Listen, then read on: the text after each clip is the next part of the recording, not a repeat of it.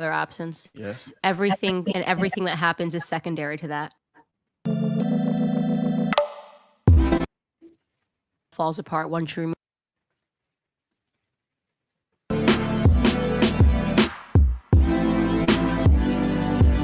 Number one is father absence. Yes. Everything and everything that happens is secondary to that. Like it all falls apart once you remove fathers from the home. And I talk about that often, and actually Barack Obama spoke about this. He gave a Father's Day speech. Yes. And he started talking about all the statistics of what happens when you remove a father from the home. One simple thing, remove a father from the home, and a child is 9 times more likely to end up in prison, 6 times more likely to drop out of school. 12 times more likely to end up in prison, 9 times more likely to drop out of school, 6 times more likely to lead a life of poverty, right? One single element. And there are actually policies that since the 1960s have incentivized that for Black America. That's when everything fell apart for Black Americans. Our families were together, kids were performing better. I mean, literally in every statistic, Black Americans were doing better. Think about this, under Jim Crow laws, right, than they are doing today. Now, nobody would say America has become a more racist society since Jim Crow laws. If they did, they'd be disingenuous and they'd be lying to you, right?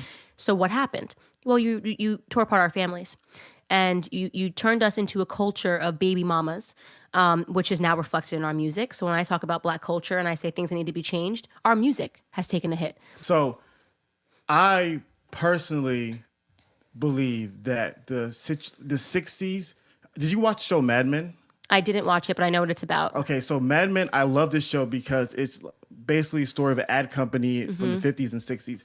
And I love this show because it shows a cultural revolution that happened in America in the 60s. And you really walk through and see how the world changed in the 60s. I would love to have a show like that for Black America, to show people really what went on in the 60s. Because like you said, I think most people go to the 60s, right, as this era where Black progress was going on its upward. It was. And then all of a sudden, 70s, 80s, we see a downward spiral in a lot of different areas. While welfare is a variable, because I believe it's a multi-variable equation which caused these issues. While welfare is a variable, I think there's other variables that we're not talking about as well that contributed to the breakdown of the Black families. Fear. And so one of the things, fear is definitely one. One of the things is, so many people quote the 25% of Black women in the 1960s who were single mothers, right? And they said the number went from 23, 25, whatever number you believe, to about 70 to 75 today. Is that fair to say? But most people don't realize that 23, 25% in the 60s was still extremely high. Well, they said it was extremely high because at that time, family was valued all across America. Exactly. It was all about the family. Exactly. You're talking about Patrick Moynihan's report, and they said we've got a problem here. Exactly.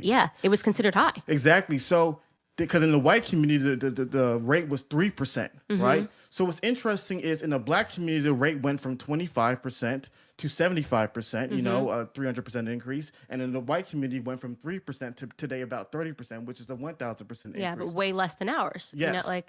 But percentage-wise, obviously, when you get to higher tiers, it's difficult to grow faster, right? It's way easier to go from 2% to 4% than from 40% to 80%, right? But at the same time, we did it. we still.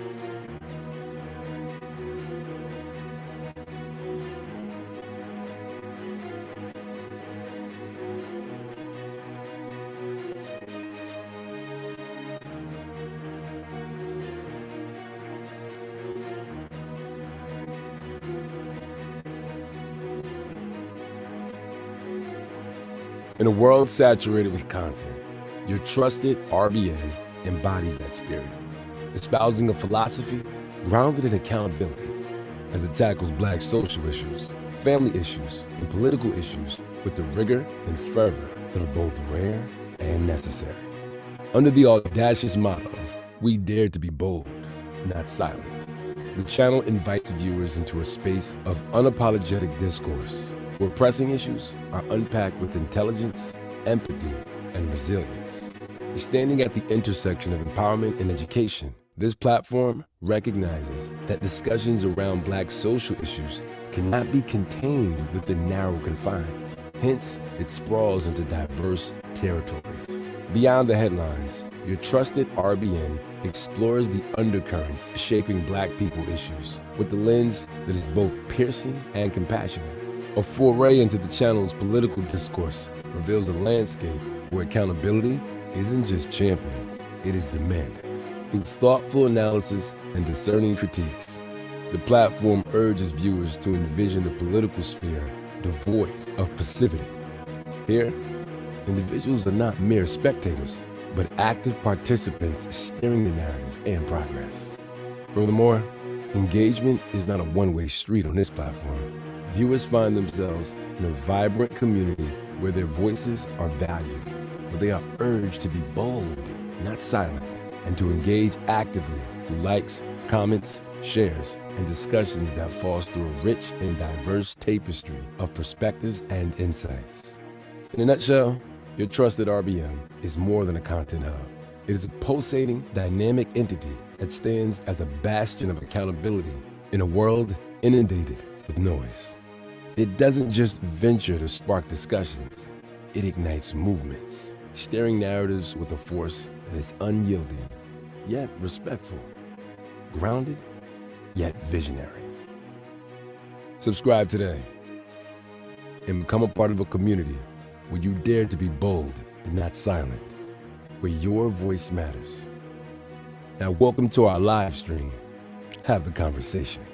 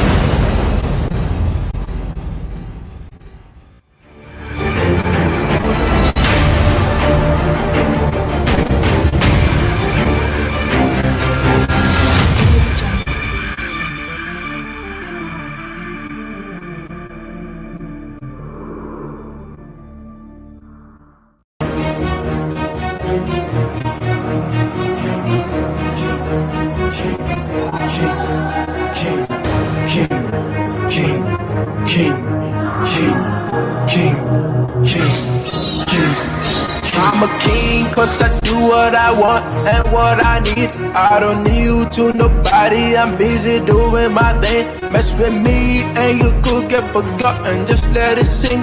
I don't play, I just win, every day I get it in. I'm a king, cause I do what I want and what I need. I don't need you to nobody, I'm busy doing my thing. Mess with me and you could get forgotten, just let it sing. I don't play, I just win, every day I get it in. I'm a king, and I will never knew. Plotting for my fall, you getting heck for treason. I don't aim to please, do anything I feel. Haters gonna talk, don't listen to the shit. They tryna be like me, they know they can, yo. Can't even get lost, I'm on a pedestal, sitting on my throne. My neck be decked in gold, I don't do no hoes, I've got a queen though. I'm a king, cause I do what I want and what I need. I don't need you to nobody, I'm busy doing my thing. Mess with me and you could get forgotten, just let it sing. I don't play, I just win, every day I get it in. I'm a king, cause I do what I want and what I need. I don't need you to nobody, nobody, I'm busy doing my thing. Mess with me and you could get forgotten, just let it sing. I don't play it, I just win every day, I get it in. I'm a king, I told you guys before. Ready for the war, to get me way much more. Gather all this parts, add them to my kingdom. Shout out to my fans for pledging your allegiance.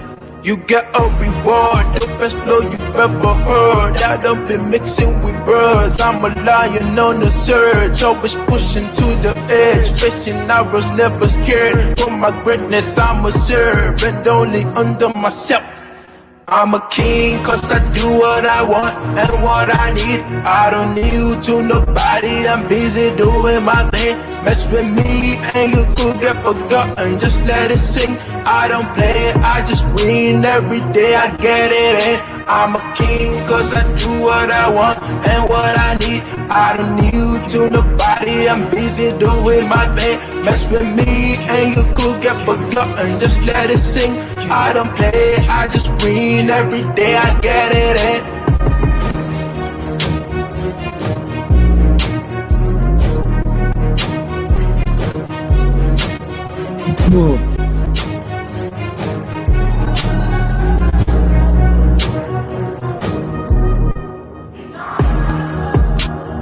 Hey everybody,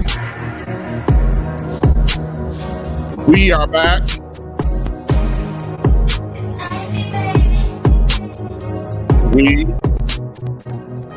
We are back. Welcome everybody. We are your real we are your trusted RBN, your real Bravado Network, where we address Black people issues here, especially the issues that keep Black folk from being together. We attack the issues and not the person, unless the person becomes the issue.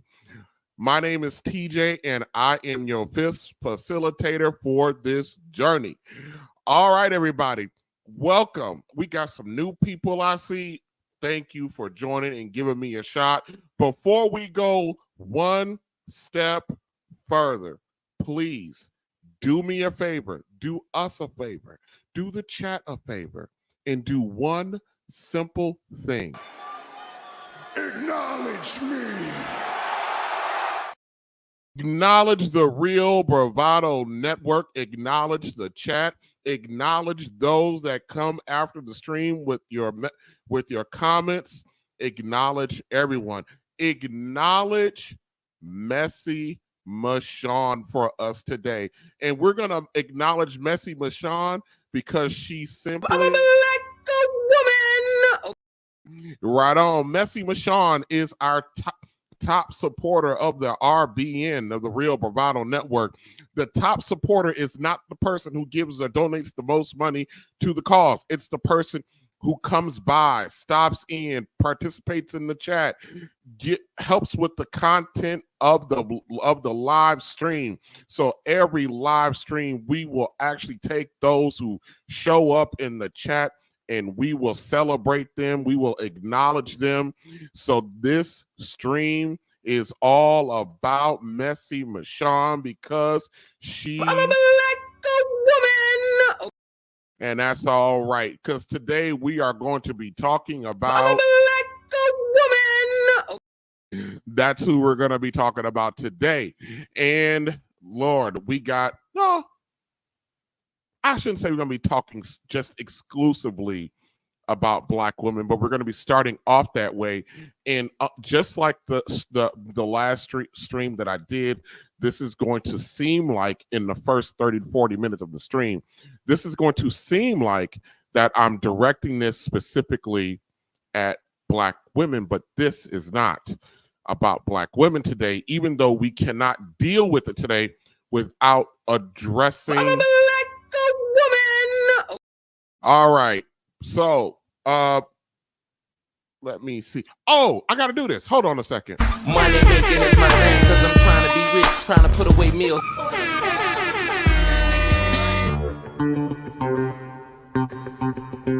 Here comes the money. Here we go. Here comes the... Shout out to Take Heed to the Message for the $10 super sticker. I asked and I received. I said, hey, sister, when you gonna come by and show us some love over here? I want to see you on what we're doing. I want you to see what we're doing over here.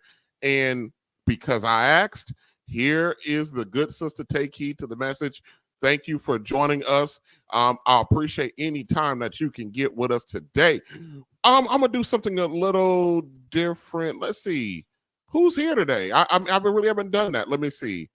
Of course, the good brother Christopher Williams is in the building. How you doing?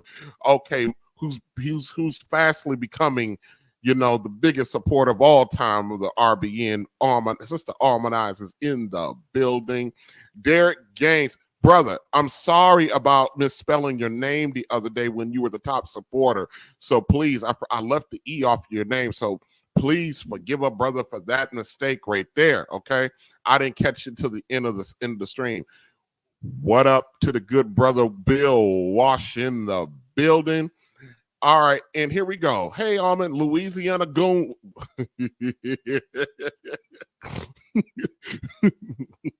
Okay, what a name. Louisiana Goon 337. What's LSU? Come on, bro. Or sis, I don't know. Come on. Come on. LSU. Come on, brother. Let's see, who else can we do? I think we got Take Heed to the Message in there. Everybody else. Oh, how can I forget about my good brother? Shout out to the good brother Kofa. Grown Folk Talk with Kofa is in the building. I appreciate you for all y'all for showing up while we get going over here. So I'm not gonna continue to delay. Okay, so hold on a second. Let me talk to you. I don't mean to do that. All right, guys, let me talk to you.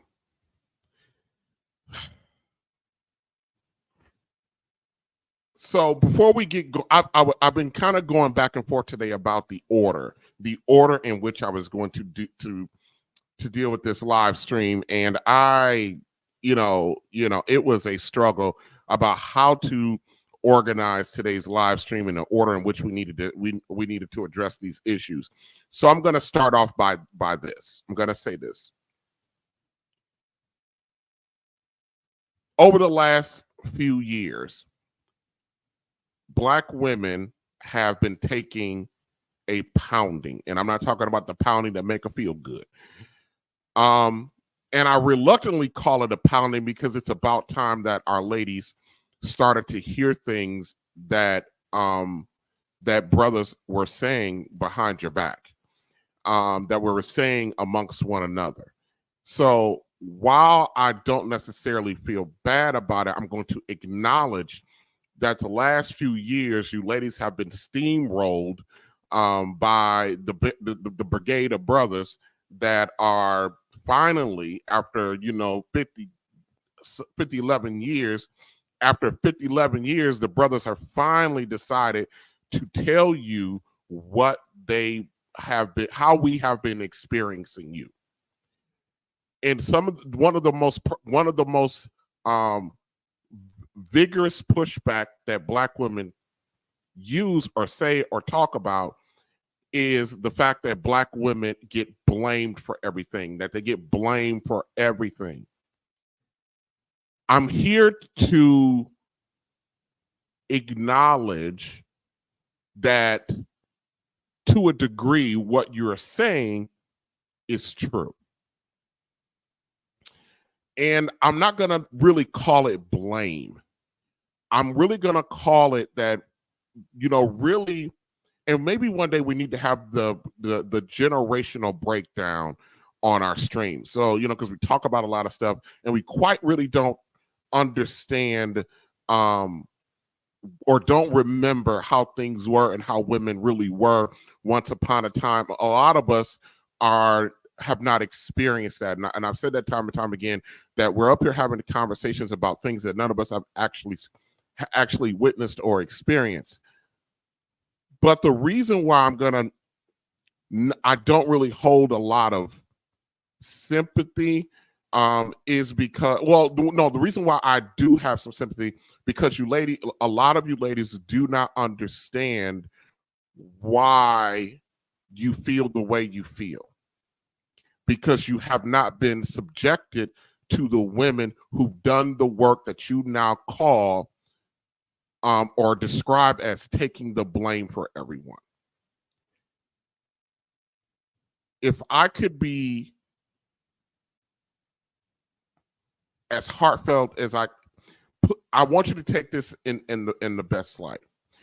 I understand that you feel like everything is your fault. I understand that over the last couple of years, the things that you are hearing coming out of the mouths of Black men may give you the impression that we are blaming everything for you, everything on you. It's not that we're blaming everything on you. It's just that you ladies have not been indoctrinated into fully what your responsibility actually is. Our women believe that their power lies within securing a bag, doing it by yourself, and proving how very little that you need your male counterparts. And then on top of that, going about the business of trying to discredit your Black male counterparts. I don't think our women really understand how vital and how important they are to the success of what we call the Black culture. Our women do not understand that how crucial of a job it is to be a woman. Life, you give birth to the life. You are the first teachers of said life. The world also views your men through your eyes. This is and you are the first passers of culture. You ladies have no idea just how valuable you are to the structure of a culture. And that is a lot of responsibility to bear. And our women no longer understands the weight of that responsibility and then the decisions that come with that and how that affects us and how we have gotten to where we've gotten to. The reason why there's a group of guys out here now pounding the pavement about your behavior and the decisions that you're making is because, as I've said a few times, I'm going to probably say over and over and over again, whatever we want to call the Black community or the Black culture or whatever, we are terminal. We are absolutely terminal. We are way past sick. We're terminal as a culture. And it is, so when we come to you about these issues, and I understand that it feels like you're being blamed for everything, you're not being blamed for everything. You're being blamed for the thing that you were never prepared to shoulder, which is what you are actually responsible for. So from that perspective, and you ladies need to understand how vital it is for you to select, when you select who gets reproduced and whose legacy gets to get passed on through the ages. That is the single most responsible, that is the single most responsibility of you. You get to decide which one of us gets to live on. You decide which man becomes a father. You decide what kind of character and genetic makeup gets passed on. You decide that. Men don't decide We don't decide I want to reproduce myself. All I can do is want to. You get to decide if that happens or not. That is a tremendous amount of power. So when you got TJ from the Real Bravado Network up here talking to you specifically about the kind and caliber of men you are selecting, you are choosing. You are choosing to bring forth the kind of men that you are bitching about, because you are choosing to reproduce with the least of us. And our women are being very cavalier with that responsibility. That is a tremendous amount of power that you have. The quality of men that gets born on this planet is determined by the woman. You may not like that, but that's the responsibility you have. And what our women have done with that responsibility over the last now 60 years is squander it.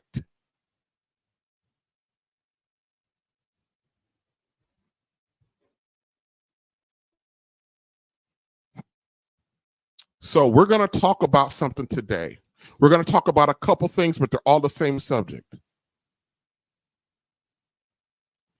Our ladies are frustrated they seemingly are frustrated at the quality of men that are out here. But taking my premise, you ladies have created the quality of men out here. You have birthed them, you have raised them, and you have chosen who their fathers would be, who is supposed to be their male representation to walk them into manhood. You have selected. Let me tell you what our ladies have done. You have confused. You have confused culture, because the men that are technically the best of us are not being chosen to be reproduced with. Our women are choosing to reproduce with the worst of us. So in effect, your selection of the reproduction of the men that you choose to reproduce with, you are effectively saying that this man is the best thing out here and he deserves to live on. So if you're saying the worst of us is the best of us, then what the hell are you calling the actual best of us?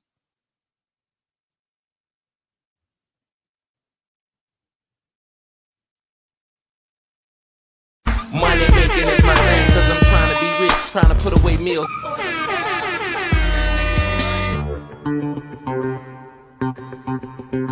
Here comes the money. Here we go. All right, shout out to the experience, Tyrone, Mr. AK. Y'all, somebody over there can go find his channel link for me and drop it in the chat. Thank you for the $20 super sticker, brother. I'm glad that you're here. I hope you stick around because I will be dropping the link. And guys, I'm going to be dropping the link. Don't be afraid to come up here and talk to me.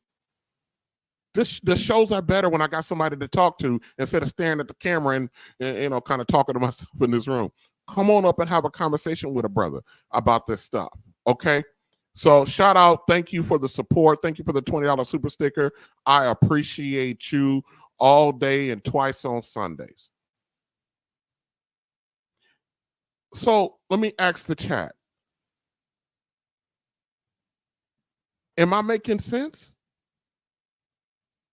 Am I making sense?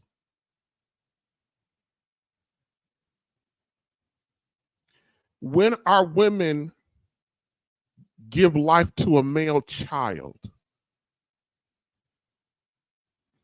When our women give up life to a male child, that male child one day will become a man. That one day that man will want to seek out and be with, on some level, a woman.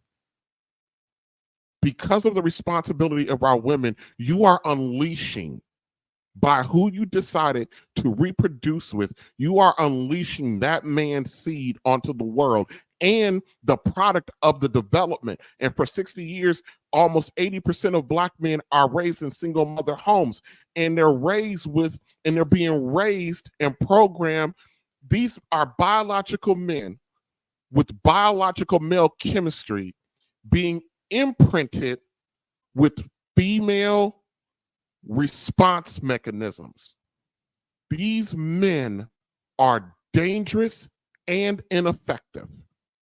They're dangerous because we're mixing emotional imprinting with testosterone. This is why you've seen this spiking of these violent crimes or assaults with young Black men, because they don't know how to interact with conflict. Now, let me tell you something. As a man, we're gonna bump up against each other, and we're gonna fight. But with actual male interaction and development and mentorship, those often don't turn deadly. There was a time where it wasn't deadly. Correcting a young man in the streets with his behavior could mean the end of my life, because he has emotional imprinting mixing with that powerful hormone of testosterone. Testosterone already can rage you out. And then you have emotional imprinting because you're taking on your mother's persona. With that, it makes you explosive. You're dangerous. And let's not add into the fact that the majority of these boys that were raised in these single mother homes have never been told no. And when they get into the real world and get told no, my God, the explosion that happens.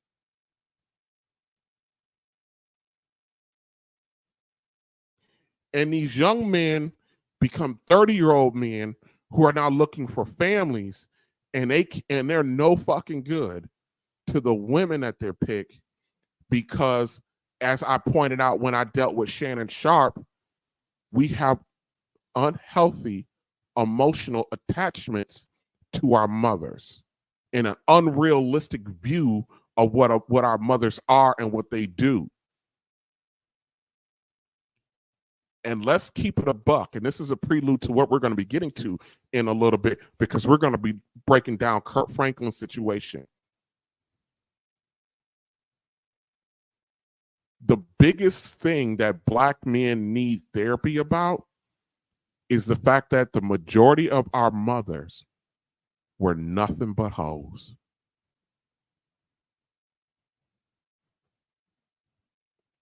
If you are let me tell you, I'm speaking to men, Black men right now.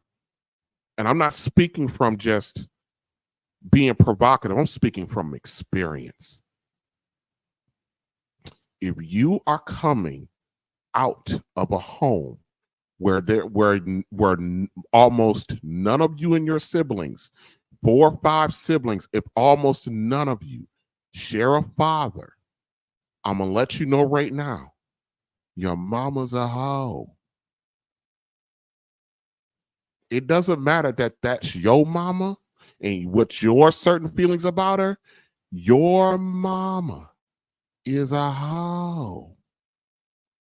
She's a hoe. I said what I said.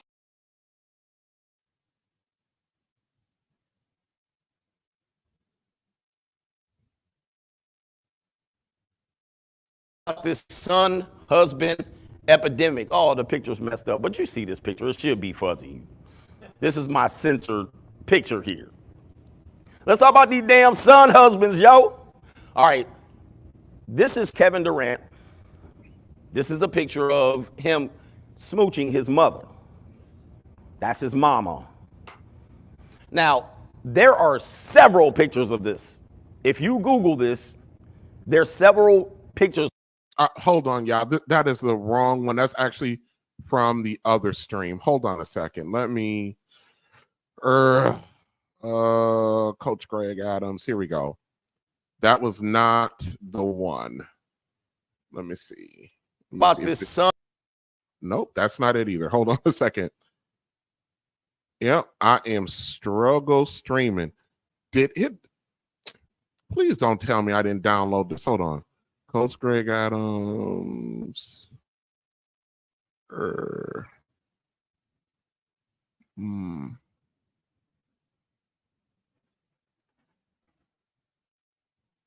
Oh, here we go. I think this is it. Hold on, y'all. Sorry. Struggle stream going on over here. If I ain't got this right, we're going to move on to Kevin. Something real quick. There we go. Yep, this is it. Okay. We have what we call going on right now, beta male energy. Beta male energy. Right now going on in society. We're seeing it. Now look at these numbers right here. They have what we also call single mothers are heroes. Look at this. 1950. These are percentage of births that are to unwed women. We think single motherhood has been around for a long time. It really hasn't. This is a new concept, and they use marketing campaigns to get you to accept it. 1950s, 5%. Not a lot of children born to unwed mothers. We get to 2012, we're almost dang near half. Okay? Some communities, 70% of the children born to unwed mothers.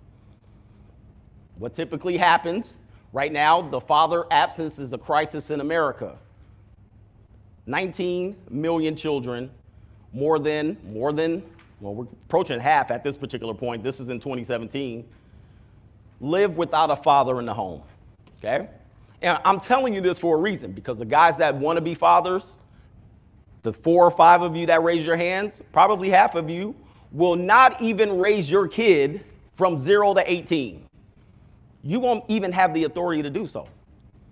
The systems are already in place. They got a whole bunch of things in place for you to not be in that home. Your job is to maintain that authority. Remember I said, oh, being a father is not enough. Or wanting to be a father is not enough. You have to have the authority. You have to be willing to lead, okay? So what does that lead to?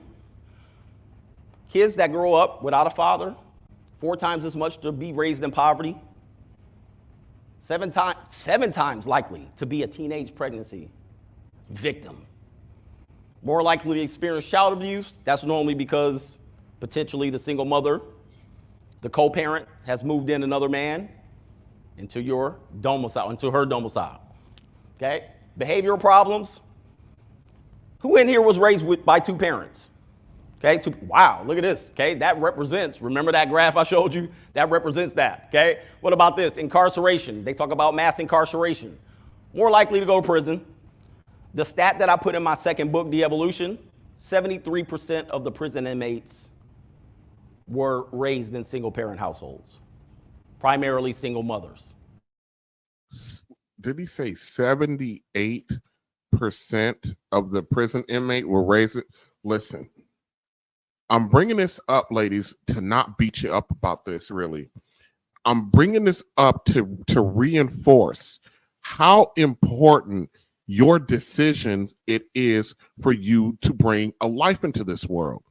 It is one of the most vital, it is the most singular and most important decision you will ever make. Is who you decide to bring a child into the world. Now let me say this. And please don't nobody go back and use this as a damn excuse. There are no guarantees in life. People who come out of functioning 2-parent households and whatever the term functioning means can end up as one of these statistics to begin with. But the likelihood of it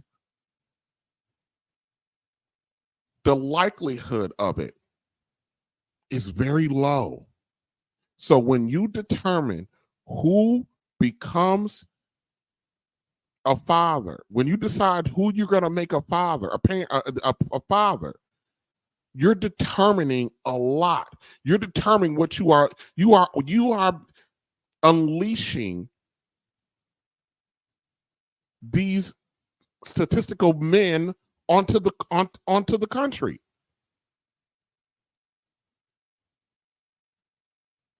And especially when you got an attitude like an Ebony K. Williams talking about single mama by choice. It does not matter how much money you have. If you go back and you track and you put it on a trajectory, the removal of black men out of the homes from 1960 today, you can correlate the rise in male dysfunction, and I'm not talking about with their dicks. I'm talking about male dysfunctional behavior. It correlates with the removal of men out of the house. The whole culture that is the black community, that is black women, you're a bunch of hoes. I hate to say that about I love black women. I love black women, but most of you are a bunch of fucking hoes.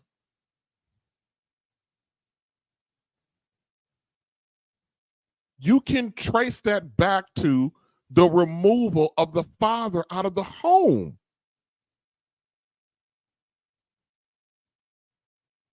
And then now, ladies, let's talk about the men that you want and the issues that you have with the men that you want. The raging out, the emotional dysfunction of a lot of guys, the inability. I did 2 streams with about 2 separate black men who did not have who lacked the ability to make sound decisions. Both of these men were financially fine. Both of these men left their financial decisions. Well, no, it was one stream. Now I'm confusing a story somebody told me that they went through. Both of these men, a man, he was in an apartment that cost $3,000 a month. He was the primary caretaker of his daughter, and he gets evicted. And he does not get evicted because he's not paying the rent or he's behind in the rent. The apartment complex was actually supposed to evict the person next door to him, and then they came and evicted him. And then because of him, because he decided to fight this because he was paying his rent, didn't understand why he was being evicted, and found out it was a mistake. Then, as it turned out, he was not even on the list, on the lease. The apartment was actually in the name of the girlfriend that he moved in with. And she had bounced and moved out of state and left him in that apartment. And he kept paying the rent because he needed a place to stay for his daughter. And we were like, why? And then he was like, why? People were like, well, why didn't you get on the list? I'm sorry, on the lease. He was like, well, I thought it was just cool. This man had full custody of his daughter, and he could not complete the task of securing a place to stay, even though he could afford it. We got men out here who can't think to the next step.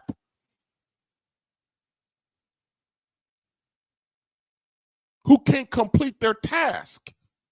Especially when and they portrayed this man like he was a victim, and people jumped on me because I said he wasn't no damn victim.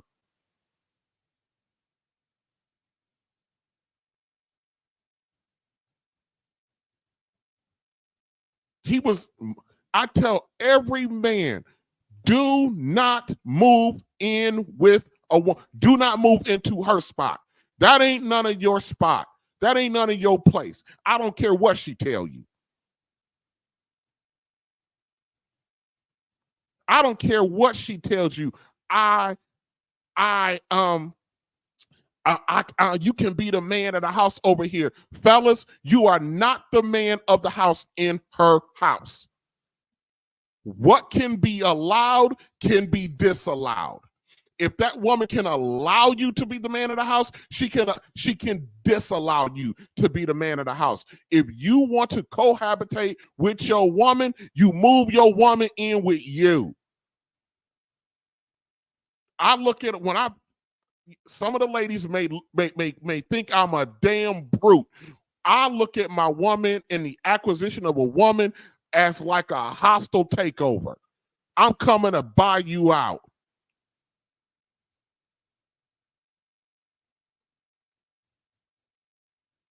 I'm folding your company into mine.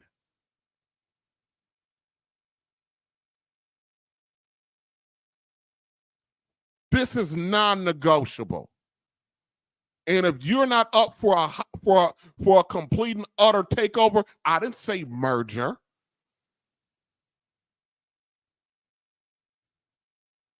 If the woman ain't down for that, go find somebody else who wants to go do 50-50 with you.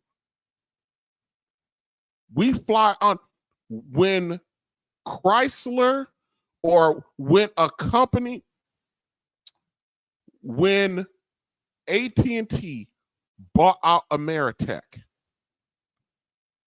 or when AT&T bought out Southern Bell, Southern Bell was not allowed to keep their name. Southern Bell became AT&T. That's a takeover. We fly under one flag.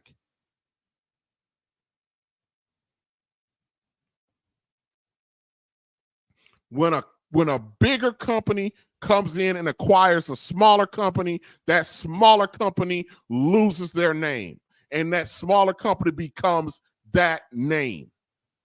We fly under one flag. So I tell men all the time, why, and men sign up for this garbage regular. I don't know how in the hell that you can sit there and watch all these other brothers fail in that experiment and you walk your stupid ass out into that door. You want to know why you do that? Because your mama tell you it's okay. Because you're accustomed to being under your mama's leadership and the female leadership, and your mama's okay, and you are so accustomed to deferring to female leadership. And I'm not knocking our ladies. We got some brilliant ladies, and if you want to think I'm a misogynist, go fuck yourself. All you are, I don't care how brilliant my women are, you are my chief advisor. That's all you are. And hopefully I'm not a damn fool to not take on good advice from my chief advisor.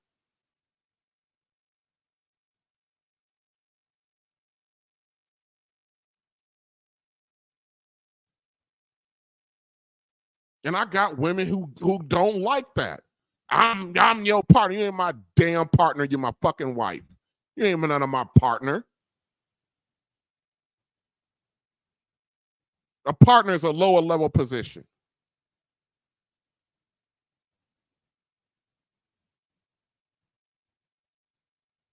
And a lot of guys can't have this mindset or do this approach because we're too conditioned. We got too many damn issues. And ladies, this is why I tell you, or I have been saying so far, why it's so important, why the responsibility that you hold in selecting who becomes fathers is important. Because you ladies, especially you women between the ages of 30 and 45 right now, you want a guy to come in and do what I'm doing, but they're not equipped to do it. And it's not like they don't want to do it. Too many of our guys are simply not woke yet and haven't done the work, doesn't understand.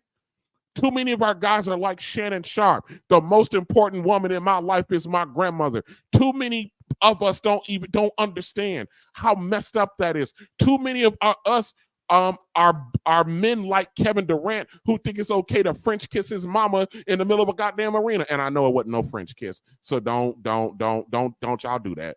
I'm being hyperbolic right now with that.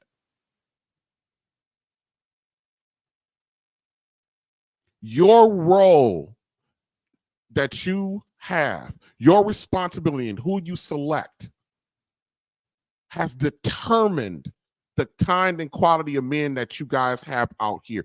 Even the best of us, the so-called 54% of us that are single in the middle, single, childless, earn enough money in the middle class, those of us who supposed to represent the best of us, there's still work to be done. Even in that group, you got a bunch of damn son husbands. And you got a bunch of men in that group who are comfortable with leaning on the woman to finish stuff. And I'm not saying that a woman can't do tasks or have tasks or things to do, or that she doesn't have strengths. But like the gentleman that I did the stream about with the apartment, you have a 9-year-old daughter. Your job is to secure her place to stay. And that means you don't have the luxury to go move in with another woman without you putting yourself on that lease and root your daughter's security in her shelter. Now this young man and his daughter is sleeping on his auntie couch. And it's not like the man didn't have the money because he was paying $3,000 a month.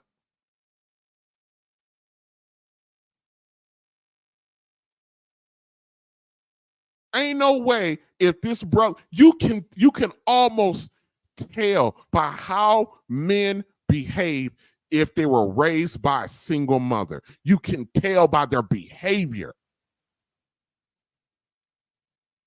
If they are quick to defer to you as a woman, they're quick to defer to your leadership. That's a problem. If they have the ability, if they can't handle simple business tasks like making sure they're on a lease, or I'm just cool with anything that represents in a man that represents a lack of security, you are probably dealing with the guy that was raised by a single mother, because his single mama has done everything in his life. I know women, I work with women who got 25, 26, 27-year-old sons. They got to call. I watch these ladies call their sons, make sure you pay your insurance bill. Did you pay your rent this month? Don't forget you got a doctor's appointment tomorrow. These niggas are almost old. And their mamas are still conducting their business for them. This is crazy.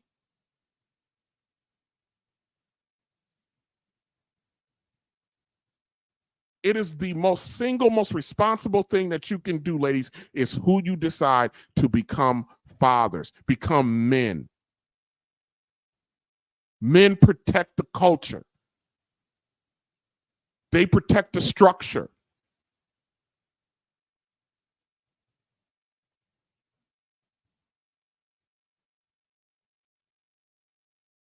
But now we are out here with 2 and 3 generations of men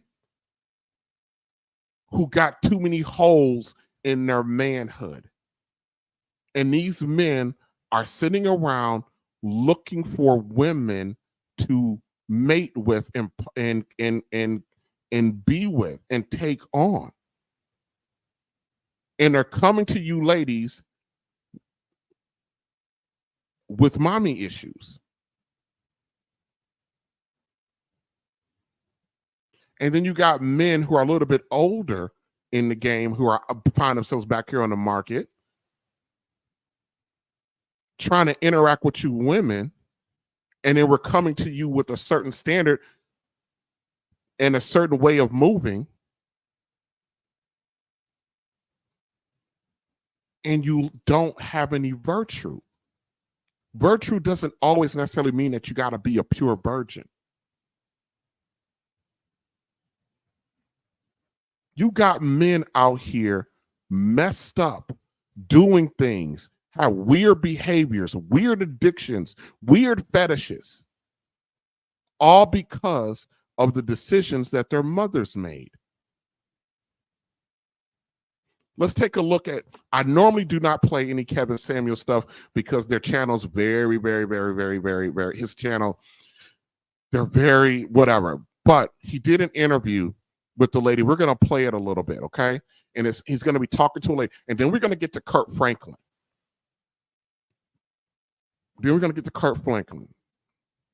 Hold on a second.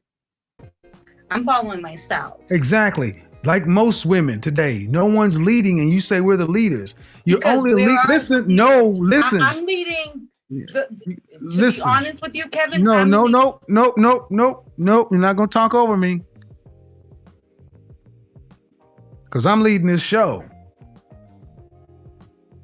You women come in here talking about men are the leaders, and you're not under anybody's goddamn leadership. Now, ma'am, you can unmute yourself, but you will not talk over me. Sorry, my phone is dying. I didn't need to mute you.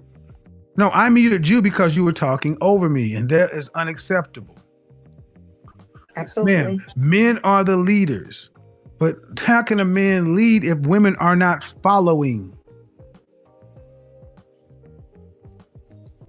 Can I speak? Yes. You said you're not married. I said, who's leading you? You said you're leading yourself. Yes. You're right, because I mean, you're right on saying the reason why I'm leading myself is because, honestly, let's be honest, most of us are leading ourselves. Talkity talking. And listen to a single mom. It's time to listen to a single mom. I'm a single mom. Mom. Like, we're leading our You have any children? Yes. How many? I have one. Boy or girl? I have a boy. God bless. So you Thank think you. Absolutely. No. So you think a woman who's not under the leadership of any man is capable and qualified of leading a boy into masculine manhood? No, I absolutely think it's a hard job. I'm a black woman. Absolutely. No, I asked you, is it okay? And the reason so many of our boys are so soft today is because so many women are like yourself, not under anyone's leadership. Why didn't you marry his father? But do you think that was Why didn't you marry his decision? father? Yes, it's your problem. Yep, it's your problem. No, it's my problem. Why didn't you marry his father? Talkity talking. I didn't marry his father. Okay, I'm gonna be honest. That was my decision. I was younger at that time, and that's still not. Why didn't you marry his father? I didn't want him. And listen to a single mom. It's time to listen to a single mom. I'm a single mom. Mom.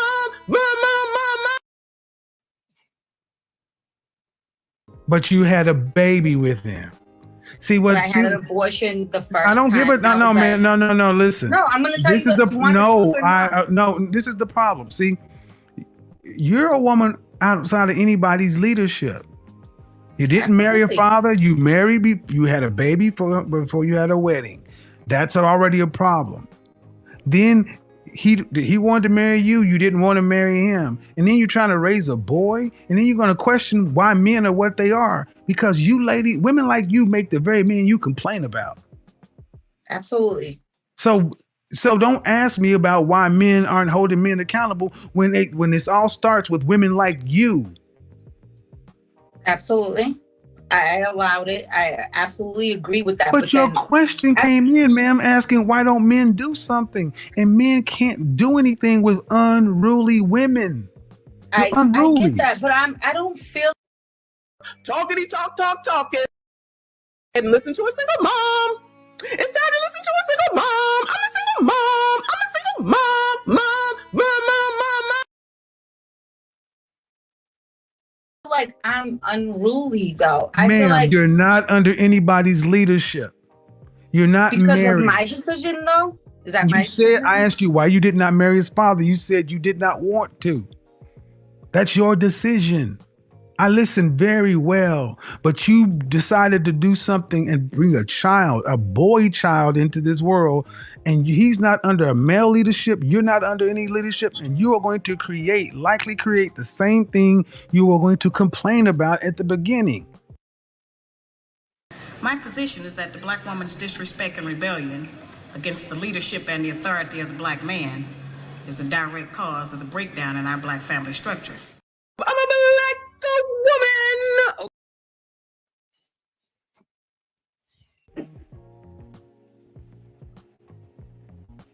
And that's the problem. This is a cycle over and over again. How do you fix it? Get up under somebody's leadership. Submit. Stop being so masculine. But I don't think that that's my problem. I don't have a problem. Oh, Talkity talking. really? Huh. So if I asked the right. So why didn't you marry his father again?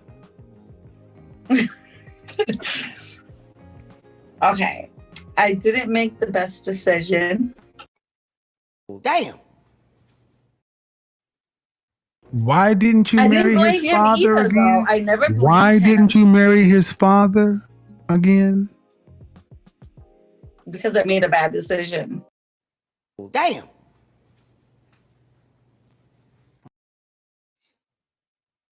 What does that mean?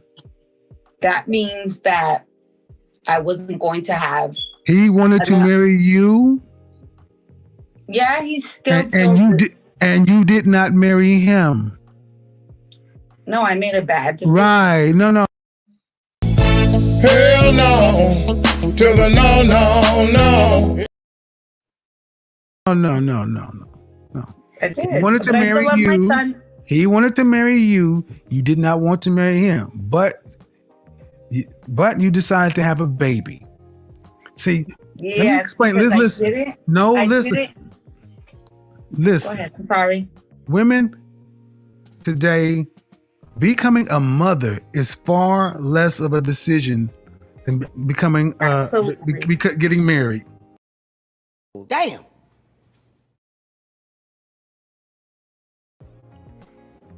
That's the problem. You have women who are quicker to have a baby than become a wife.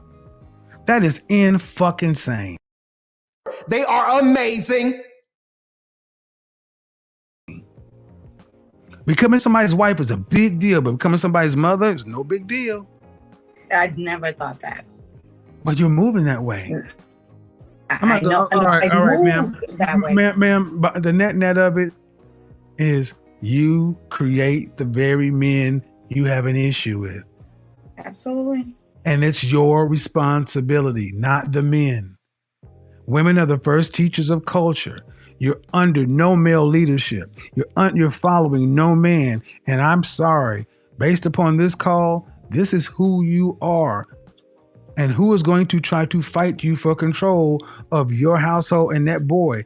They will say, she's for the streets and keep it moving. And there'll be another boy floating around out here without any masculine leadership because his mother is too headstrong, hard-headed, masculine. Damn.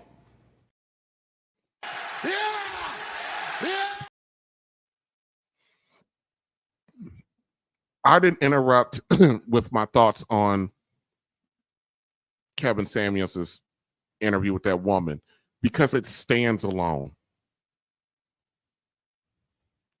Our women want to be selected and they want to be seen and taken as virtuous. But yet you are charted with a hell of a responsibility, and you take that and you produce garbage with it and you do it flippantly. I've said on earlier streams, the worst of us have out-reproduced the best of us. And our women have made sure of that. 54% of Black men do not have any children. That is the majority of black men. If you take out the black men, which is about 33% that are married, that effectively leads somewhere around 12 to 18% of black men make 80% of the children and 80% of black children. That means our women are sharing men. And most of our women are sharing multiple men because the majority of our women have at least 3 children by 3 different men. And then our women sit around here talk about that they're not going to settle. They sit around and talk about what their worth is. And then the funniest thing that they do is talk about that they're not going to share a man when all the hell you're doing is sharing men. I had to tell a lady at the job, the damage was done. She's too late. She was pregnant, but she was baby mama number 5. And I said to her, you are not his priority. And I said to her, he got all of those other children.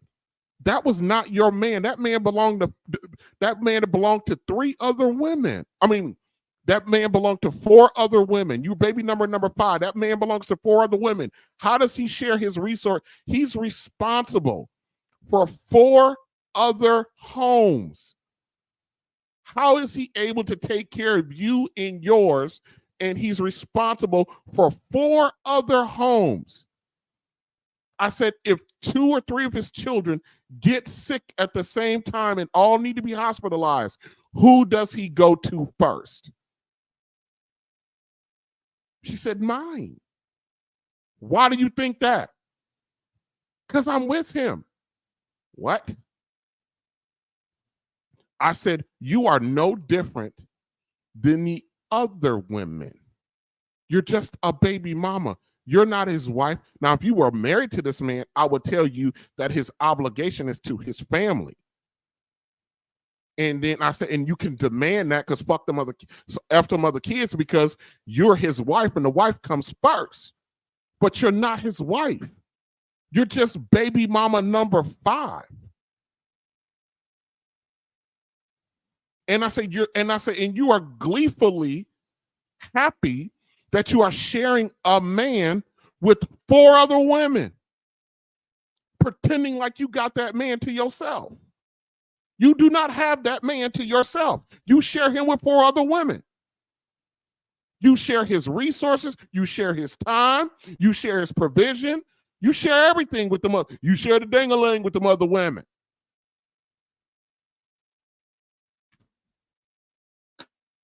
And our women walk around here talking about what they're not going to settle for. You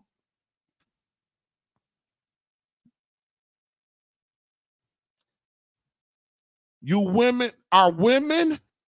You settle to be baby mama number 5. But a black man who's a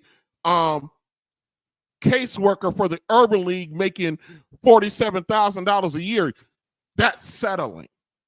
And he has no children. But he owns a 3-bedroom condo that he can put you in with a kid. But that's settling.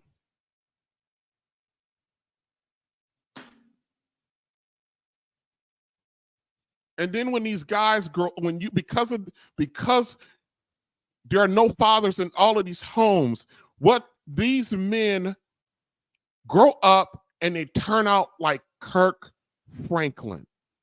Now, from the outside, Kirk Franklin looks to be this ultra successful, walking, talking Black history fact for us. But as we soon found out, actually, before we get into that, let me do something real quick.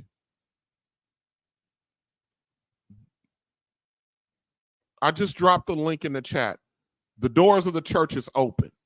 Come by letter, Christian experience, or candidate for baptism. Somebody come on up and have a short conversation with me before we get into Kirk Franklin. Am I off base? Somebody come up here and tell me if I'm off base or not. Or if you agree, come up and tell me you agree. This is insane.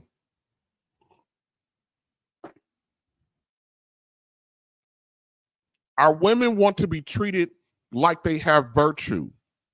Our men treat our mothers and our women, and we approach y'all like you have virtue, like you're virtuous.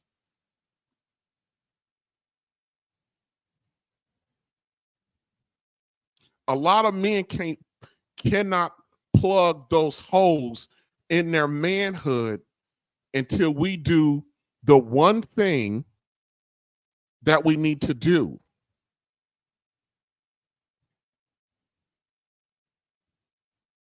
To do the one thing that we need to do as men.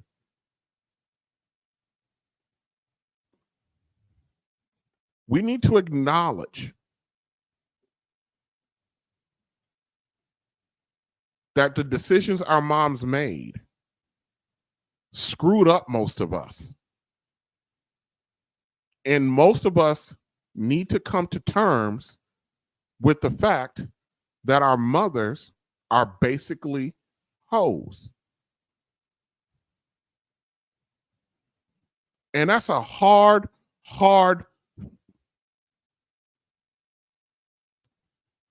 reality for a lot of brothers to come to terms with. Let me put it to you this way, guys. Let me put it to you this way.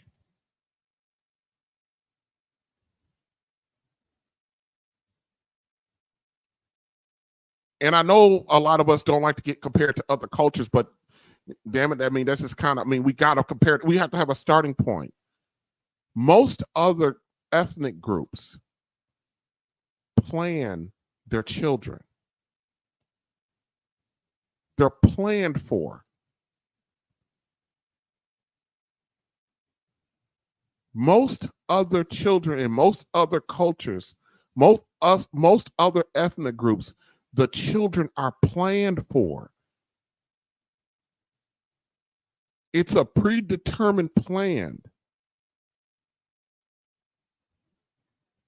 With 80% of us being born to single mother homes, into most of us who have siblings, and most of our siblings got their own daddy,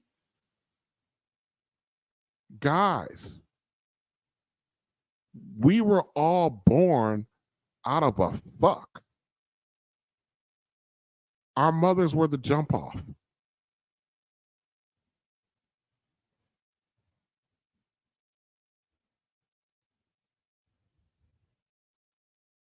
We literally sit around and be like, well, my brother's daddy, well, my sister's daddy, my youngest brother's daddy, my middle brother's daddy.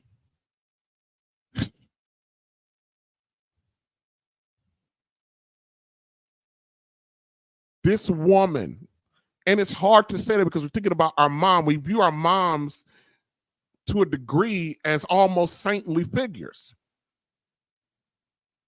But our moms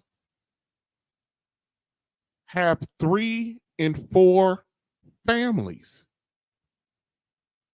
Each child represents a family.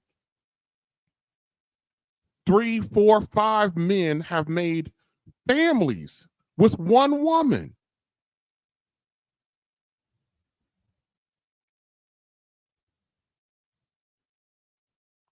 Some of us come from mothers who are perpetual jump-offs.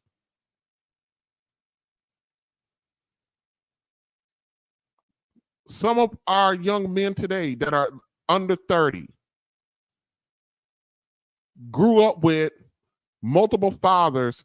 My middle sibling, their father, involved, active, got resources, fight for them, get to see them, and we got to watch our middle sibling get fresh clothes, get their haircut regularly, get to leave on a regular basis, you know, get to go on trips and vacations, while we get to sit around here with ashy elbows. because our daddies don't do nothing. And guess what that and that caused resentment between the siblings. You got 4 siblings in the house, 3 different baby daddies. Only one of the kids' fathers is an active fighting father for that child. Their child doesn't go without, including the time. And the other siblings start feeling some type of way about their younger sibling or their middle sibling, all because that father gave a damn about them. Now there is bad blood between the damn siblings because mama ain't nothing but a jump off. Somebody come up here and tell me I'm wrong.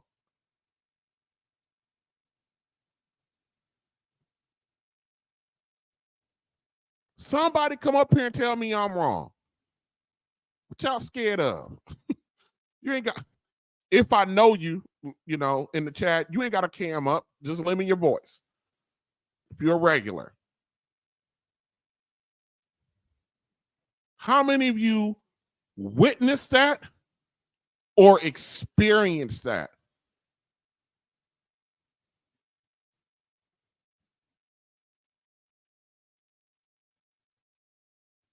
How many of you have seen it where there's 5 children, and I keep moving the numbers. There's 5 children in the house, but 1 active father. That active father child gets complete access, time, resources. That child gets to go, let's say if it's a male child, he gets karate lessons and he gets, bicycles and trips and fresh gear and all of it, family time. And then the other siblings sitting around looking at it. Let me tell you something about kids. A lot of times kids, they know that that's that younger sibling's parent, but they don't separate themselves from their sibling. And you create all of this resentment. And if you are a conscious brother, then you're struggling with these other 2 or 3 siblings don't have an active father like me. Should I do something for them? Because I don't want them looking back. Oh, Lord, let's not talk about what happens around birthdays and Christmases. Good Lord.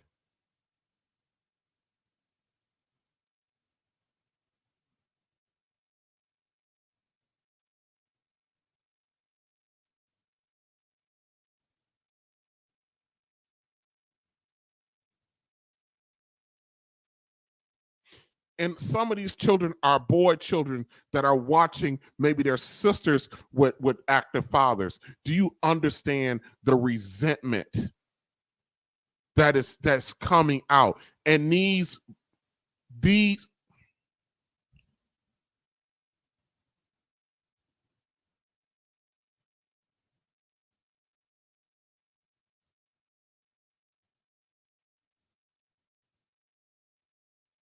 I just had a flash about my own siblings. I have, with my mom, I'm the only sibling that my mother and father have in common. Then outside of me, I have 2 sets of siblings. My mother ended up marrying a man, and then the remaining 5 of my siblings were all by him. When I was younger, my mother was very irresponsible. So was the husband, but I was removed from the home and placed with my grandmother. And so my life became very different than my siblings.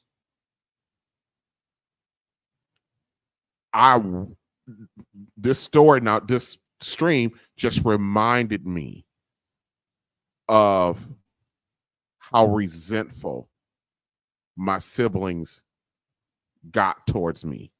They were left in an environment where they didn't get what I got. And then they grew up in that environment. I did not. And then I left and went on to college eventually. My siblings, especially my brothers, throughout our 20s or 30s, would just pick fights with me. I would come around and they would just be angry, and it took years for me to. I'm like, why these?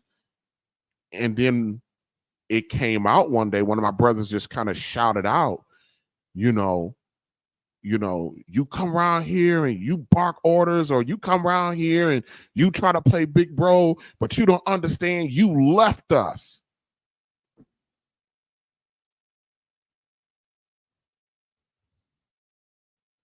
You left us. As if, one, when I was a child and got removed out of the home, that I had any control of that. But yeah, I had a control over going to college. I could not stick around, and I had to go take care of me. They talk now sometimes about, how their lives turned out versus how mine's turned out. And there's still some underlying resentment. Oh, grandma, you grandma favorite, and she took you. And our ladies are out here making decisions, doing things, having children, being content with being the jump off, instead of creating families, creating babies out of a fuck, having multiple men in the home, possibly one or two active fathers with 2 or 3 not, and creating resentment amongst siblings. And these are not even, I don't have any full siblings. I have 2 sets of half siblings. But we Black, we don't do half siblings. They're your sisters and brothers. We don't do that crap. But I'm just saying, technically, I have 2 sets of half siblings because I have none in common.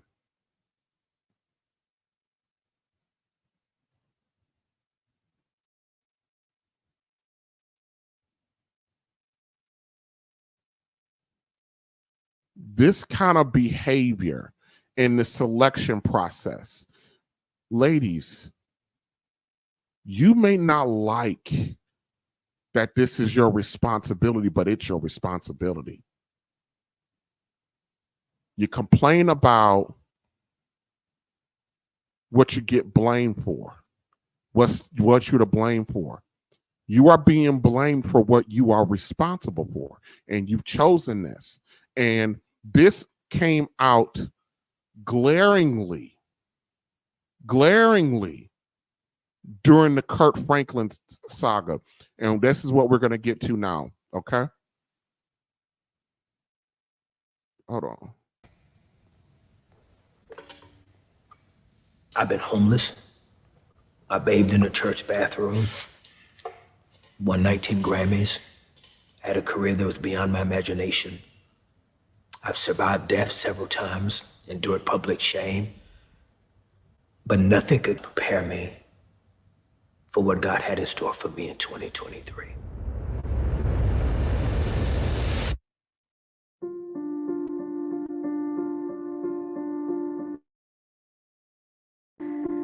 I was born Kirk Smith. I was raised in a neighborhood called Riverside in Fort Worth. Low-income community, pimps, prostitutes, clubs on the corner, liquor store right around the corner from the house. I would go to church every Sunday with the woman that adopted me, Gertrude. Now, how many of us, if we write a book, that those first opening words about where he grew up at, how many of us can just copy and paste that into our story? She adopted me when I was 4, and she was 64. She didn't have any children, but she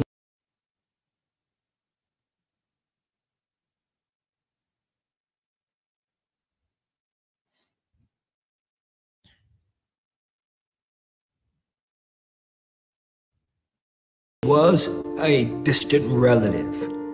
There was never a time that I don't remember not knowing I was adopted. It was always a part of the framework of who I was. I don't remember having birthday parties when I grew up. I don't remember cakes and candles and gifts. I wasn't raised with siblings. I wasn't raised with cousins. I wasn't raised with relatives. I lived by myself. I was raised alone. It was horrible. I would see my biological mother, Deborah, maybe once or twice a year. When mostly non-African American kids get adopted, they are going through a system. They don't really know their mother or father for the most part. And so even though they know that they were abandoned and given up for adoption, at least they have a wound that at least gets a scar. But when you come from these marginalized communities and you see your biological parents to He used the word abandoned. I'm gonna bring up Kofa real quick. What's up, my man? What's going on, bro? Can you hear me good? Yeah, I can hear you real good. Okay, cool. I had to get close to my computer. I don't got my equipment out here. I was out here with my cigar, man. I was just hopping on real quick, bro.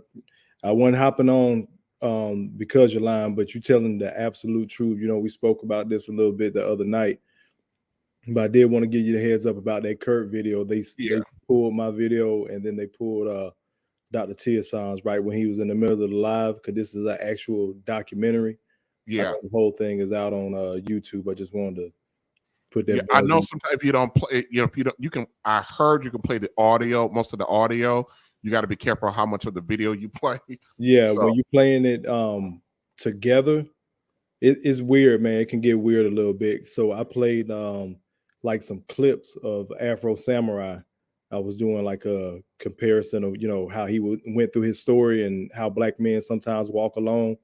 But I played the clip, and the audio was a voiceover of a reaction video, and they still hit me with a copyright claim.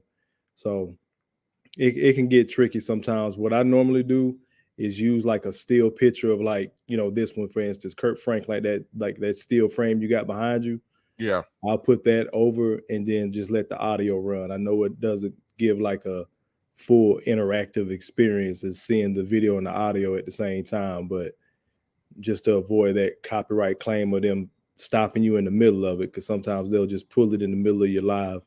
Yeah, I got my eye on the live. You know, when I do stuff like this, I keep the live up just to make sure. Make sure. But you're saying I'm not wrong in what I'm saying. Can you elaborate on that a little bit? Not at all, man. And just go back to that conversation we had the other night. You know, like I was saying, man, it's a lot of brothers that are not going to hold a lot of these women nowadays accountable, because by default they would be holding their mama accountable. And like you said, you know how black folks don't talk about my mama. So low key, they'll be thinking, you know, they kind of taking shots at their mom. And like you talked about your personal experience with your grandmother, but that's still your mama though. Mm-hmm. So you're not wrong, man. I've seen it several times over, especially with the son husband thing. I got cats in my family pushing 30 or over 30, and mama's still hand holding them through life, and they think it's cute, they think it's funny, and they can't maintain a relationship because they think their mama, you know, their mama always in their business. But it's like an Oedipus complex. You think, you know, the same thing from Baby Boy. You think your mama is your woman. Yes. A lot of times we see brothers like that. And here's the thing. This is and our women are out here griping about this shit, and they're not wrong to gripe about it, but then you're producing it. Exactly. You're producing, and the thing that pisses me off is the women in our age bracket, Kofa, the women in our age bracket, they grew up in the homes with us. They saw this shit firsthand, and they walk around here pretending like they didn't. You know, like you know they why? don't understand, huh? You know why? Go ahead. The other underlying thing we don't like to talk about in the black community, that dynamic between mother and daughter. A lot of these women don't like their mama. A lot of these mamas don't like their daughter. I've seen it where mama damn near on her deathbed. I've seen it where they come out of it later on in life, but that dynamic is the exact reason why so many of these women complaining, because they watch their mama. Like, I got a homegirl she used to cry to me all the time. Her brother was just sorry as hell, just a sorry man, just the definition of the son husband. He got 4 and 5 kids by multiple women, and the mama always had his kids over there. But when it came down to her needing help with her one, mama, she was never available to babysit, never helped out, financially, but always had the son's kids over there, bailed him out of jail more times than care to count. So a lot of these women walk out into the world with that memory of home in her head, and that's how she look at a lot of men out there, like they moving like they brothers a lot of times. But that's one of those dynamics we really don't talk about either, is that disdain that a lot of Black women have for their daughters and vice versa. Yeah. And this is where I talk about, I try to talk to ladies and say, when I bring it up, I say, stop pretending like you don't understand how the men around here got the way they get. Some of them got the way they got when your brother is like that. You know what? Why are you getting? And they'll defend what happened. They get offended by it because you're pointing it out. But this stuff gotta be, exiled from us. This is garbage. A generation after generation, I don't see it slowing up anytime soon. This stuff ain't slowing down. That's why I keep saying we're terminal. Man, you use the word then, bro. Terminal. That's where we at. On that last leg, somebody just either praying for a miracle or somebody gonna have to make a decision and pull the plug. We're praying for a miracle. That's what we're. You know what? To a degree, brother, us out here having these conversations and stuff like that, this is us praying for a miracle. We're out here like screaming into a cab, into the Grand Canyon. Yeah, with damn near with nobody around to listen. It is, and we see it, like you said, we see it. I'm watching you. We see it happening, and pretend otherwise. And it's not just the women, unfortunately. Like we spoke about the other night, man. It's so many brothers that they are not gonna break that mold because they're in their comfort zone. They're being taken care of. God, like the conscious community, the Black woman is God. What's the saying about God? Who does God take care of? Babies and fools. So you got grown ass men acting like babies, some damn fools. But who gets taken care of? Solid brother, you normally get overlooked. So we're gonna go that premise with the conscious community, and Black women are so great, they walk on water. God takes care of. They walk on water, but yet they have participated fully in getting us here. And I know, and I've said it over and over and over throughout this stream. I said, our ladies don't like the fact that they're getting blamed for anything, but this is your responsibility. Men are held accountable for the things that are our responsibility. Who our women decide to make fathers is their responsibility. If they don't want their responsibility, then don't have any damn kids. They're not gonna do that because they haven't said, man, let's just call it what it is, bro. Like you said, call a thing, man. They fucking. I again, bro. My daughter keep laughing at me. I'm turning into my pops. I've been watching 2 weeks straight of paternity court. And when I say it's folks in their 40s, 50s, still going raw, producing children, and the fact you got to go into paternity court because this grown ass woman that's 52 don't know who her child's father is, and there's 4 potential men, like that's a problem. That is a problem. We're not even talking about young folks. We talk about people that are seasoned in life. That's a good way of putting it. But then our women, as the title, they walk around here and acting offended because they want us to treat them like they're virtuous, and they're not at all.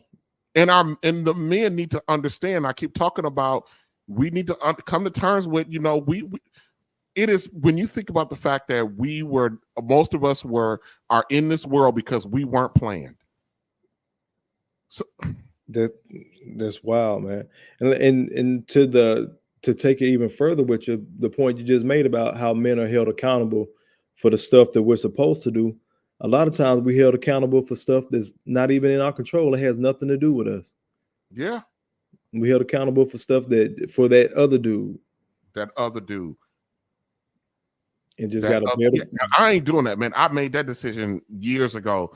I look, if you got problems, if you ain't making me pay for nothing that somebody else that you allow somebody else to do to you. If that's where you at, man, you can kick rocks. And brothers got to stand on that, man. We got to stand on all the shaming language and stuff like that. And that's the thing. We can get shamed and brothers will react to it, do something that's detrimental to himself. And then the immediate black response is, that's on him. He grown.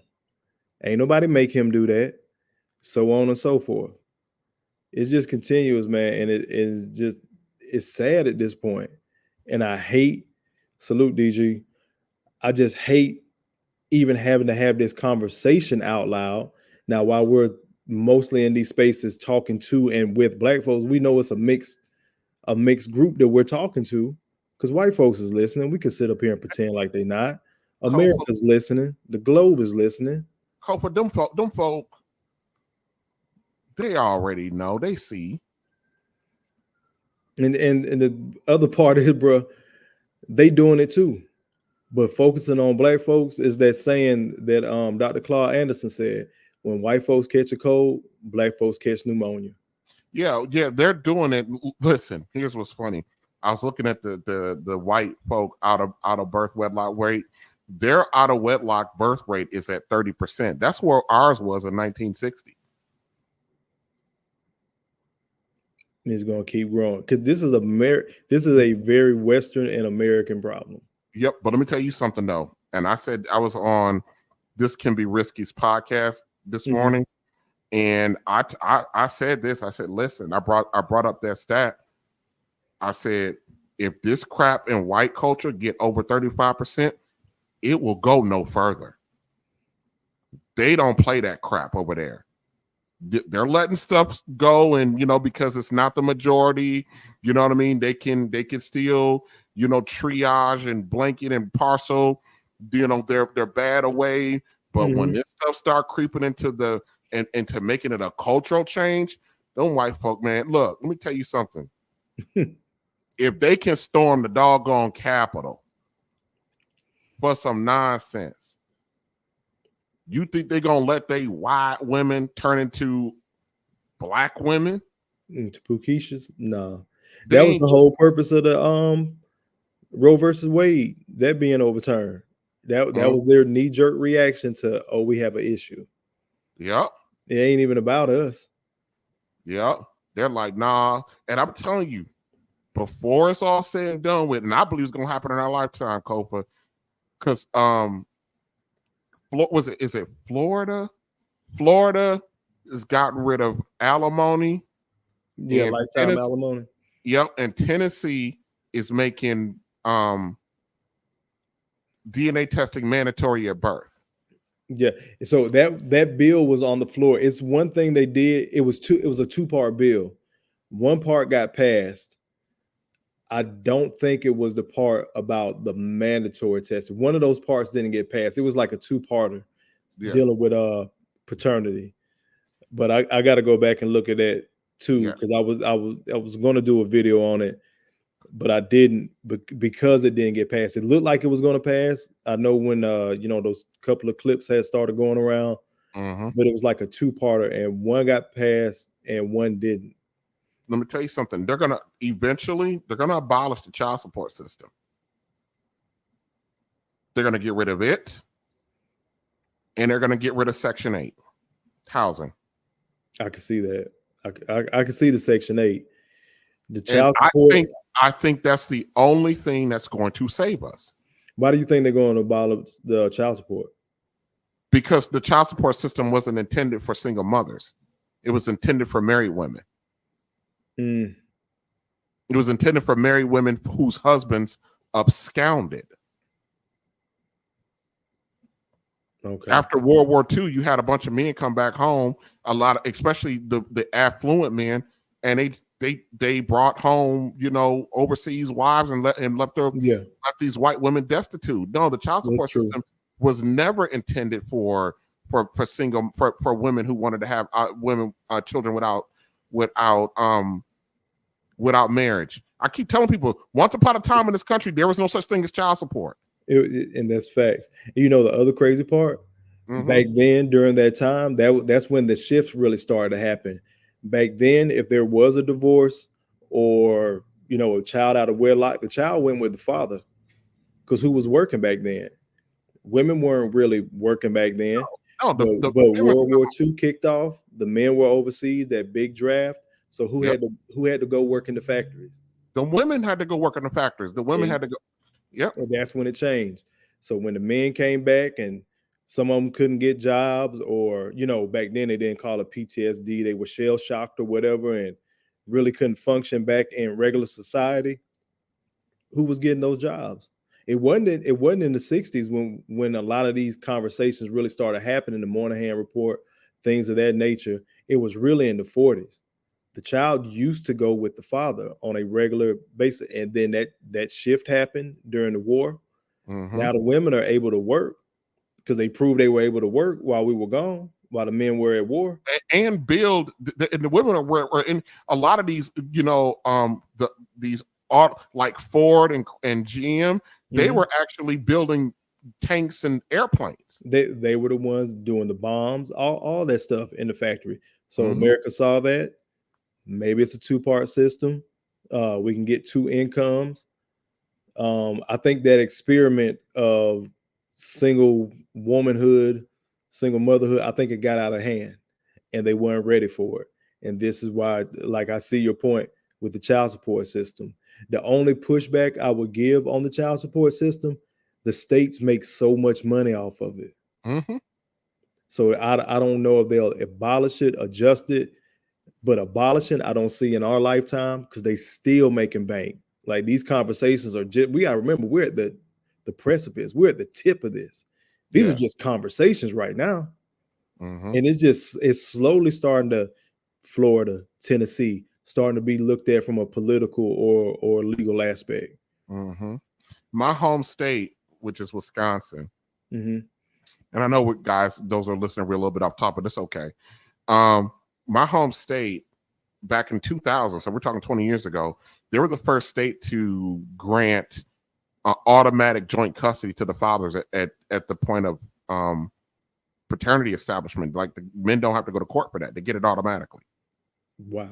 The moment, that happened back in 2000. We're the first state to really do that, but a lot of states are now, in the last couple of years, are picking up that mantra because there's so many. One, they were trying to clear out the court systems because there are so many fights for guys trying to get custody. But in the state of Wisconsin, custody doesn't mean like physical with the child. It actually it means decision making. Yeah, doctors, schools. Yeah, things like that. They make best interest of the child. All that stuff, decision making, and they call what we talk about visitation. They call it placement in Wisconsin. Okay. You got primary physical placement, which is where the kid lives, and then you just got placement, which is really visitation. Wisconsin has something that a lot of other states don't have.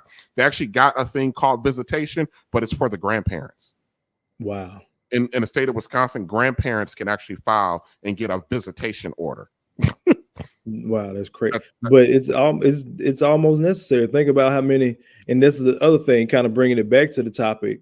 A lot of these women don't realize the stuff that they're saying about the men they're dating until their sons become of age and become fathers, and he realizes how little his rights as a father means. Right, because now they're dealing with the court system from his perspective, and now they're the thing that they put his father through. Now their son is going through it. She ain't seen her grandbaby in 6 months because that girl don't feel like it. Yep.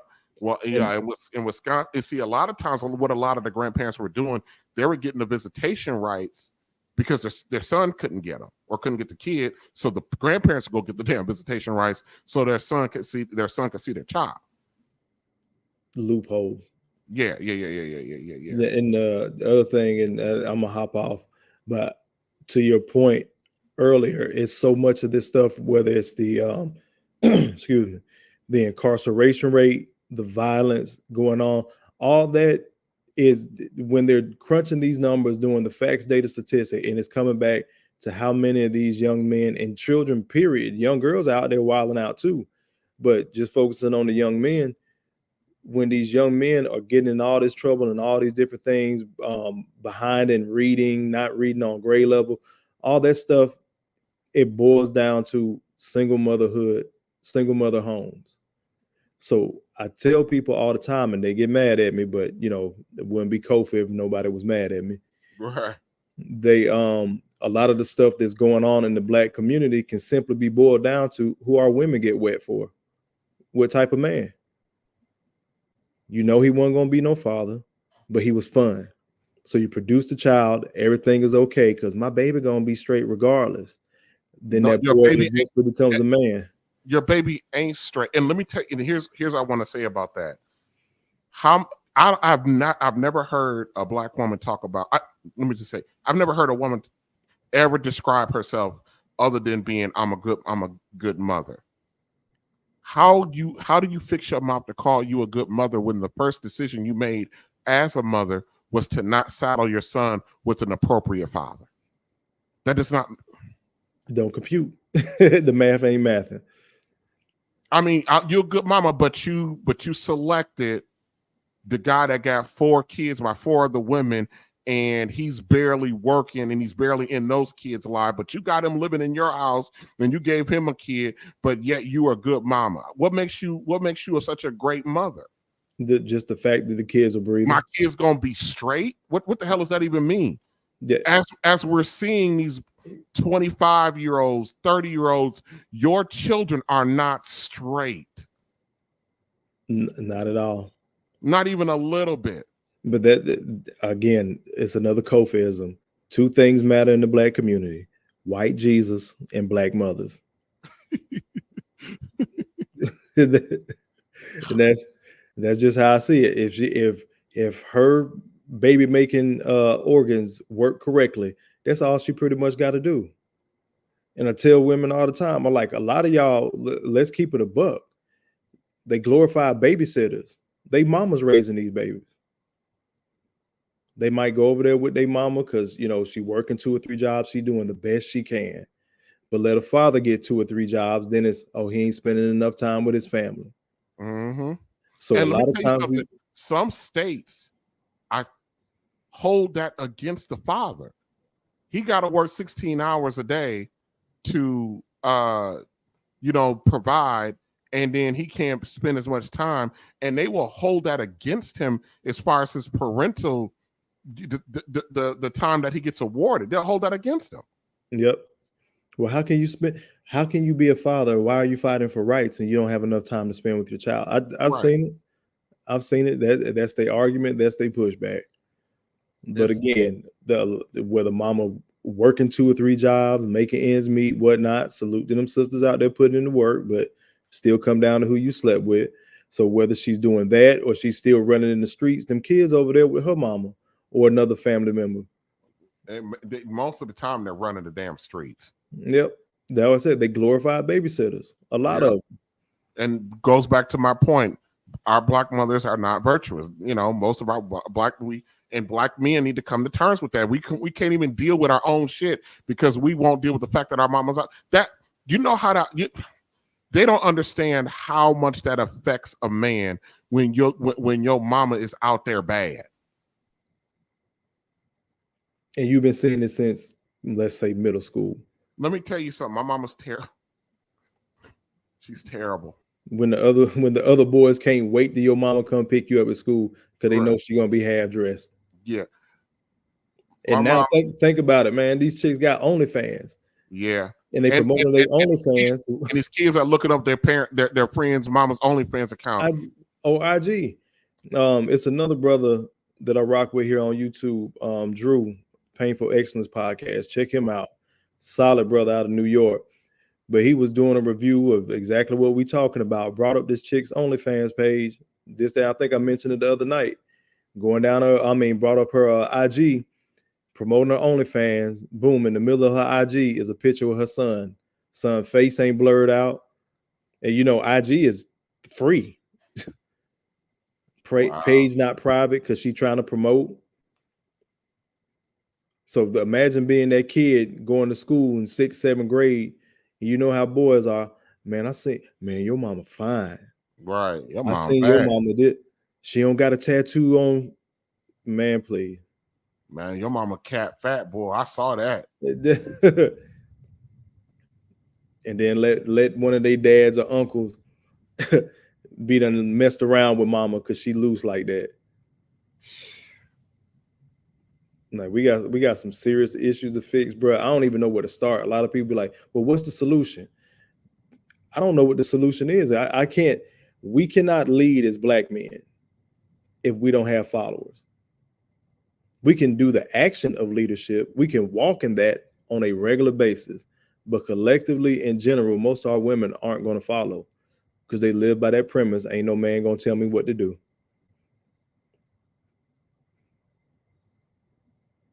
Yeah, I'm quiet because it's just like there's nothing but that's an absolute factual statement.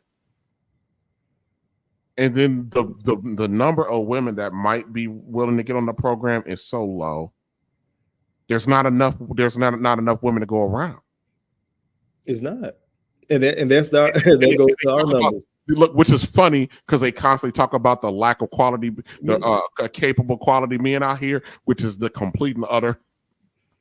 That's the complete utter opposite.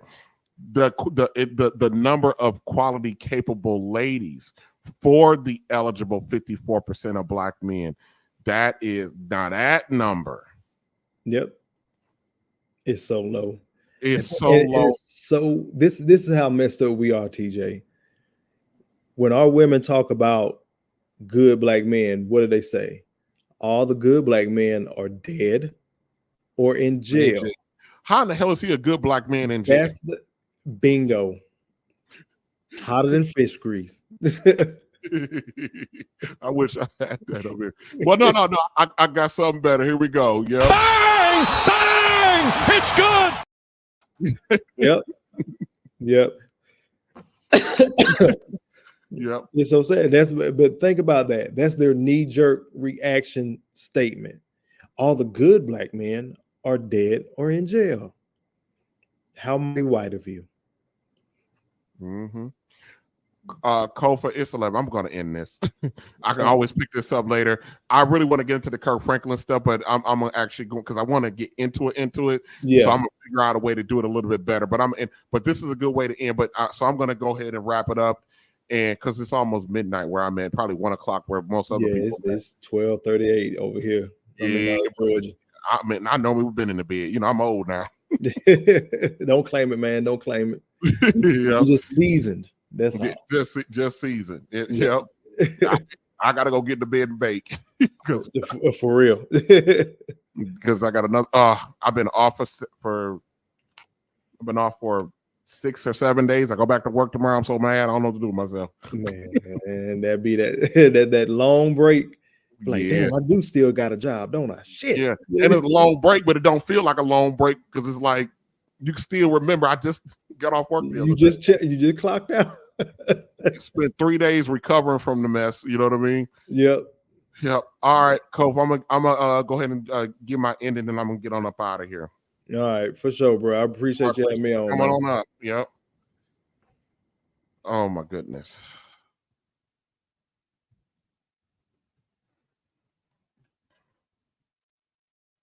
These conversations are always very difficult to have, you know. They're difficult to have because I would like to see some improvement in the area.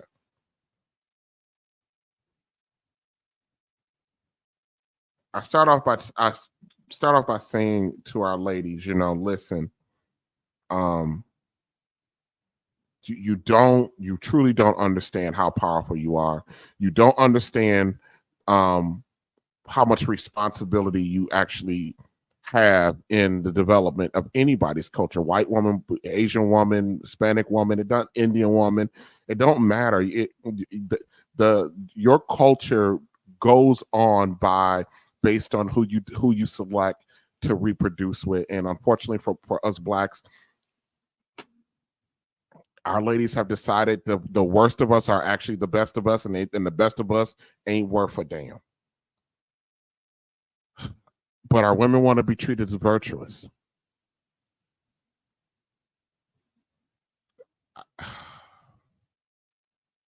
I really don't know what to say about that anymore, you know? I think the natural instinct of our ladies is to view themselves that way. It's an internal thing, and I do understand the need to want to stick your head in the sand about the actual decisions that you made and the actual outcomes that those decisions have produced. I understand that. I understand to not want to deal with the mess.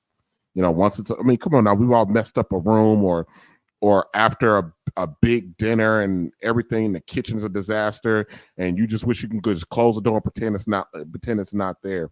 We can't do that anymore with us. Because it's glaring. We're out here. We are alone. We are a laughing stock. We are an embarrassment. Don't nobody want to be around us, even the best of us. We don't even want to be around each other.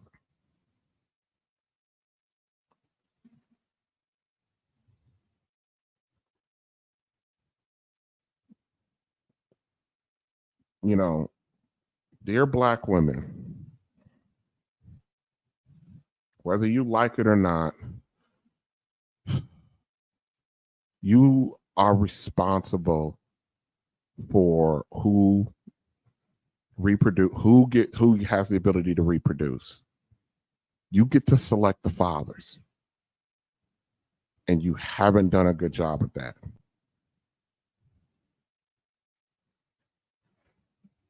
That's the L, unfortunately, that you have to own. No matter how much you fight against that, you own that L. Can't no dude become a father without your permission. And y'all got every reason in the book not to select a better qualified dude. And you eliminate qualified men for the stupidest reasons. They're just stupid.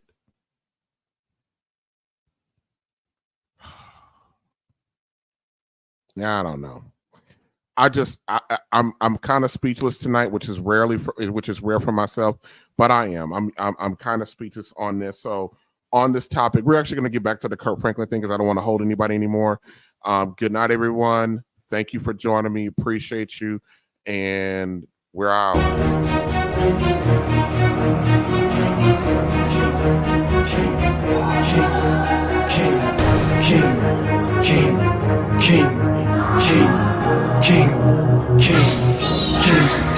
I'm a king cause I do what I want and what I need. I don't need you to nobody, I'm busy doing my thing. Mess with me and you could get forgotten, just let it sing.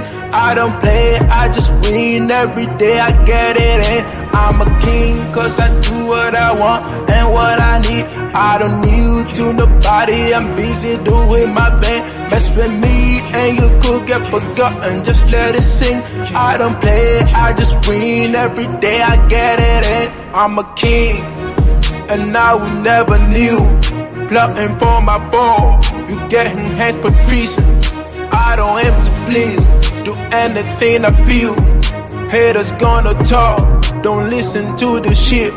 They tryna be like me, they know they can, yo. Can't even get lost. I'm on a pedestal, sitting on my throne. My neck be decked in gold. I don't do no hoes, I've got a queen though. I'm a king cause I do what I want and what I need. I don't need you to nobody, I'm busy doing my thing. Mess with me and you could get forgotten, just let it sing. I don't play, I just win every day, I get it in. I'm a king cause I do what I want and what I need. I don't need you to nobody, I'm busy doing my thing. Mess with me and you could get forgotten, just let it sing. I don't play, I just win every day, I get it in. I'm a king, I told you guys before, ready for the war. grant me way much more. Got the oldest parts, item to my kingdom. Shout out to my fans for pledging your allegiance.